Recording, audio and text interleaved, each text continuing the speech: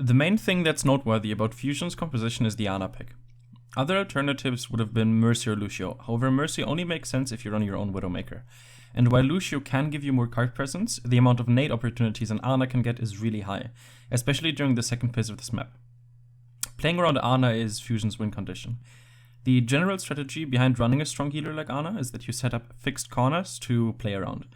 This is important because Ana lacks mobility, so once you leave her line of sight, it is very difficult for her to change her own position to heal you. This is further amplified by the fact that Widowmaker is almost guaranteed to be picked by the attacking team on Gibraltar, who again manages to shut down a lot of positions for an Ana. So what the Fusion need to do in order to win is play around the sidelines of their Ana and abuse chokes for large anti-nades and subsequent engages. Philadelphia want to get their hands dirty. Scrappy until the very end, Matt. Have that tuner on that Ana. Can they pressure Libero? Can they pressure Jonak? Force mistakes out of New York. Widowmaker already at large and Libero. As we can see right here, the Philadelphia Fusion are holding very far back. The platform that Widowmaker's current path would lead to is called Island, and that is normally the default setup location for a defending dive comp, as it allows you to rotate anywhere on the map. But knowing that New York are likely running a Widowmaker, playing Island is impossible, as that position would make it impossible for the Ana to both hide from the attacking Widowmaker and be able to heal her team. This is why Fusion is setting itself up near the back and pretty much allows New York to push for free at this time. They don't want to take any unfavorable trades. Taking half of Fraggy's HP on the first push outs. And he doesn't, he's shooting, he's maybe thinking there's like a Widowmaker mine here coming through the top. Obviously, does not have the right insight that we all know that there's no Widowmaker on the other side, so. Just gonna have free sight lines here. He has to be very careful though, he doesn't get dived. No attempt for the Fusion to really try and stop this payload yet. They're setting up, split between. New York has been pushing very slowly. They put their D.Va on the payload to ensure progress, while the rest of the team tries to scout information and take positions. We can also see how New York's D.Va used the payload as cover, which confirms that she wasn't really setting up for a dive, but rather just wanted to apply card pressure. In the server room in the left-hand side. And here we can see Fusion's first major mistake. Fusion's Winston took control of Tarp, with his primary intention being to shut down New York's Widowmaker. This was actually a pretty big mess up. In order to win, the Fusion have to stretch out their engagements for as long as possible, and that's because of the way health economy works. Healing per second and damage per second both scale with time, as the name implies. The longer the fight, the more damage you will deal, the longer the fight, the more healing is going to get done. But there is one important mechanic that needs to be understood first. Burst damage. Burst damage throws this equation out of the window, as it cannot be healed. Burst damage is so fast that it becomes mechanically impossible to counteract said damage with any healing. One example would be Widowmaker one-shotting an opponent. The damage per second is infinite, and no matter how much healing you have, you can't really use it at all. So how does this apply to the current game? With Fusion running a very heal-heavy comp, Zenyatta Ana, it is important that they drag their fights out as long as possible. That way they can abuse Ana's cooldowns and the instant healing. New York, on the other hand, wants the fights to be over as quickly as possible.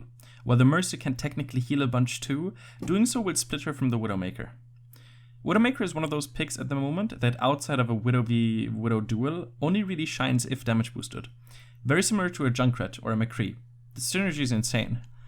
So all of this means that Fusion wants to draw out the fight for as long as possible. One way New York can finish this fight extremely quickly is by getting a numbers advantage thanks to Widowmaker picks. The damage boosted Widowmaker is the main source of burst damage for New York, so shutting her down means that the Fusion will win the war of attrition against New York. That's also why the entirety of Fusion is set up inside of the server room. It is one of the few places that a Widowmaker doesn't have easy sightlines into. Not only that, but the server room would be the next location a Widowmaker would want to rotate to after exhausting Island, which is the platform she's currently standing on. So Fusion's plan was to stretch out the fight, make Widowmaker useless, and waste New York's time while out-trading them on the payload. Or at least in theory. As we can see, Fusion's Winston doesn't exactly annoy the Widowmaker for too long, having to use his jump very early to disengage, pretty much relieving New York's Widowmaker of any pressure. Now the question is, why wouldn't Fusion send their D.Va to annoy the Widowmaker? The extra armor and mobility would help her keep out the Widowmaker for longer, correct? That is true, however Fusion aren't playing with a Lucio. They have two supports that need enormous amounts of protection as they don't possess any innate mobility. A Winston simply can't offer that protection. D.Va has a defense matrix that is harder to play around than a Winston barrier. D.Va has more armor, so she can body block for longer, and D.Va has her boosters, which can knock enemies away. So Winston was the only character that could really contest the Widowmaker in this situation. Out of that hook turn. Fraggy low again. Orb of Harmony will keep him top. Fusion's Winston is forced to fall back into the server room to join his team.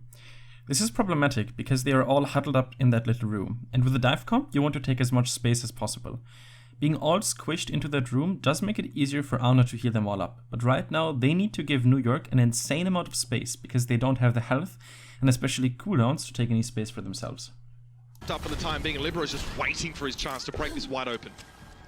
As EQO rotates to Tarp, Fusion are actually in a very good setup to take the space. EQO's positioning here is fantastic. It allows Fusion's frontline to dive in as soon as they are ready, and he is going to be able to follow up. Playing around the server room. And that's exactly what Fusion ends up doing. Now that Fusion's Winston has his cooldowns back and is fully healed up, he takes the opportunity to dive into Tarp and retake space. They need to be careful about New York counter-diving, however. Fusion is diving Lucio, Mercy, and Widowmaker here, which means that Tracer, D.Va, and Winston are still roaming around, potentially setting up to fight the rest of Fusion's backline in the server room Winston just jumped out of. So we're essentially fighting 2 fights at once. But Fusion is taking out 3 of New York's roster, while only investing 2 players, allowing a separate 4v3 to take place that puts them at a pretty big advantage. Fusion's frontline doesn't actually want to kill anyone here. Their main job is to waste time. It's dangerous. You're putting yourself Eventually, New York's backline is forced to fall back. New York's frontline decides against pushing into Fusion's backline. They have control of the Mega Health Pack, and fighting an Ana and D.Va in an enclosed area can turn out to be not that good, especially in a 3v4. So they end up making the correct decision by counter-diving Fusion's frontline. Prime place for Savior B to go in and cause a lot of chaos. Fusion's Winston ends up overstaying way too hard. He's pushing up too much, so his Ana couldn't get a clear line of sight on her Winston. Eventually, Winston takes too much damage and is forced to fall back. This allows Fusion's Ana to actually heal him, but in that process, he is forced to use his barrier, which is really bad. Overall, the value he has been getting out of his barriers has been abysmal. He never really proactively uses them. He doesn't use them to really take space. He uses them more to cover up his overextensions. You are cutting off Libero, though, from anything he can get done, though. Solid hold thus far for the Philadelphia Fusion. Payload stop. This mistake eventually costs him his life, and this really didn't need to happen. If he played around his Ana's line of sight and realized when to fall back, he could have regrouped with his team and prepare another engage. That was the opening though, it's a trade. Luckily, Carpe made up for it by securing a pick on Jonak. I assume that Jonak was feeling a little too safe after seeing Fusion's Genji and Winston falling back, which allowed Carpe to catch him off guard. The Fusion are in a situation now where they have to commit fully. Without their Winston, they don't have a real frontline anymore, which means that New York would ideally want to push right into Fusion to create space for their Widowmaker. Fusion, however, realizes that that would be their death sentence. So despite them losing their main tank, they make the smart choice of pushing in full steam ahead, taking the fight right in front of the Widowmaker and making it more difficult for her to be effective. Carpe went deep for Jonak and now Libero. Where's the Tracer, he says. Carpe wanted to actually face him face to head. And Arc. This works pretty much perfectly. Fusion wasted their nano boost though. I would assume that Neptuno didn't anticipate them getting 3 picks without using Blade. EQO, however, made the correct choice of not using up his Dragon Blade 2. Using the nano boost, however, is going to be a decision that they will regret later. He's gonna get taken down, Mono removed! The Fusion now spring forth into action! And despite the nano boost even being committed to EQO, he doesn't have to Blade here. And there's a trans not far away for the Fusion. He uses the nano boost on EQO so he can get that dash straight through Arc and take him out before the res comes on to Jonak, because then you would have had both support ups for NYXL at full strength with all their... This phase is worth mentioning. New York's Tracer is positioning herself on the high ground for multiple reasons. On one hand, it makes it a lot easier for her to follow up on any dive opportunities her frontline gets. But the main reason is scouting. Sitting up out of the high ground allows Tracer to scout ahead for information that she can then use to tell her frontline what they should do. The main type of information right now would be locations, just figuring out how Fusion set themselves up so that they don't end up getting attacked from an exposed angle. At full strength with all their support. And there we go, Fusion's next mistake. Winston had to use his leap to take control of Tarp, also known as Blue. At this point, this is all the information New York needs. They know that the rest of Fusion is still in the server room, and they know that a Winston is split off from them on top of Tarp, so he can't really counterdive. Port ults and you would have been down fragment, so you needed. This is very important to note. This infra site by New York's Widowmaker was actually incredibly huge. Without it, Tracer could have only seen the Winston, but with the infra site, New York was capable of seeing how Genji and Tracer were also nowhere near their backline. This gave them the confidence for their following play. Knowing that Winston has used his jump, New York's Tracer immediately jumps in and tries to force out the Winston barrier. Sadly, he wasn't successful, but this really just shows how much New York is fishing for advantages. If Winston had actually used his barrier here, that would give New York an even bigger advantage. To use that to make sure you got that kill.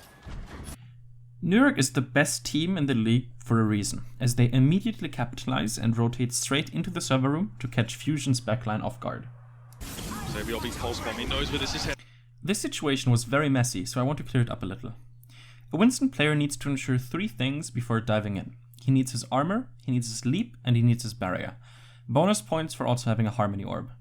He just got his leap, Tracer wasn't successful in getting his barrier out, so that's check. But the main issue at this point is his health.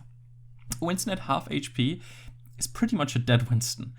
New York's frontline has a much bigger advantage here. They are healthy, use their cooldowns perfectly, and New York's Winston jumped behind Fusion's backline to ensure that their escape route is cut off.